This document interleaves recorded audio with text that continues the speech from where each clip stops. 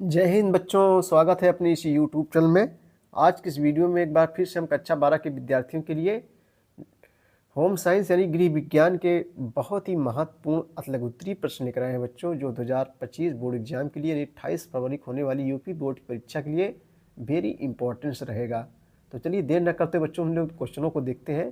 पहला क्वेश्चन है नौकरी से बच्चों क्या अभिप्राय है, तो उत्तर देखेंगे। छोटा छोटा क्वेश्चन है बच्चों, जो अतिलघुत्तरीय प्रश्न होता है छोटा छोटा होता है।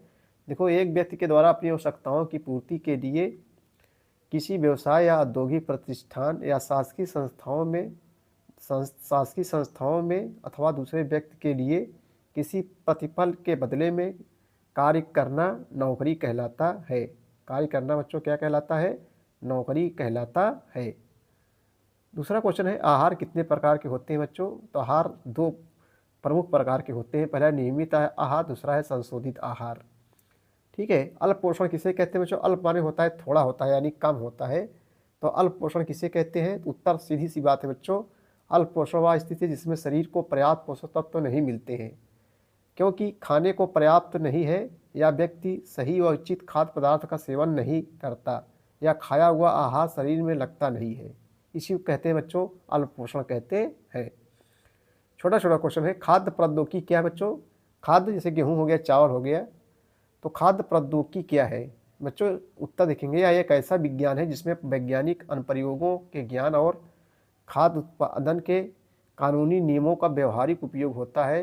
खाद्य प्रौद्योगिकी विभिन्न प्रकार के खाद्य पदार्थों के उत्पादन के लिए खाद्य विज्ञान और खाद्य अभियांत्रिकी का उपयोग करती है एवं उसका जो है लाभ उठाती है। ठीक है भैया। अगला क्वेश्चन बच्चों, अंतर्राष्ट्रीय मानवीकरण संगठन ISO क्या है? अंतर्राष्ट्रीय मानवीकरण संगठन ISO, इसका उत्तर देखेंगे। यह राष्ट्रीय मानक संस्थाओं का अंतर्राष्ट्रीय गैर सरकारी संगठन है बच्चों।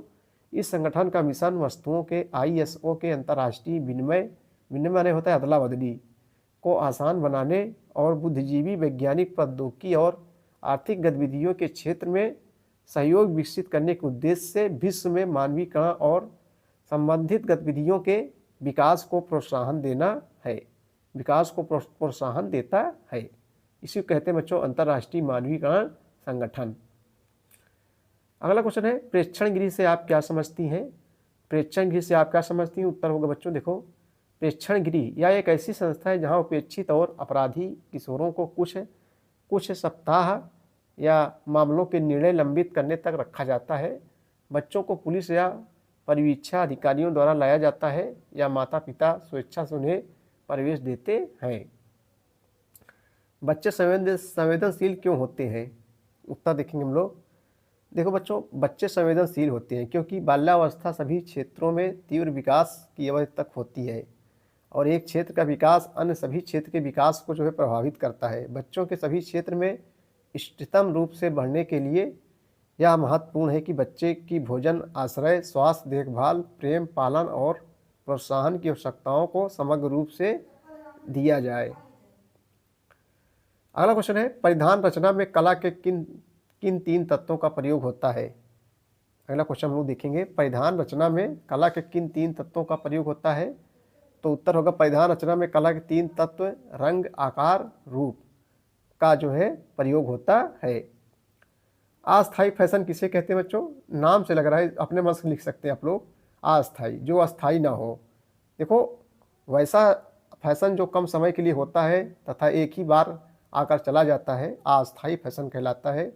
इसके डिजाइन ग्राहकों को लंबे समय तक आकर्षित नहीं कर पाते हैं। ठीक है, बहुत कठिन नहीं है। अस्पतालों में वस्त्रों की धुलाई में किस बात का विशेष ध्यान रखा जाता है? तो बच्चों, अस्पतालों में वस्त्रों की धुलाई में इस बात का विशेष ध्यान रखा जाता है कि वस्त्र स्वच्छ और बैक्टीरिया मुक्त हो। बैक्टीरिया माने जो होता है जीवाणु, बैक्टीरिया मुक्त हो, जिससे मरीज को किसी तरह का संक्रमण ना हो। ठीक है भैया। बच्चों, ये थे मोस्ट इम्पॉर्टेंट अतिलघुत्तरीय प्रश्न कक्षा 12 के विद्यार्थियों के लिए, होम साइंस के लिए। वीडियो देखने के लिए बहुत बहुत धन्यवाद। Thank you.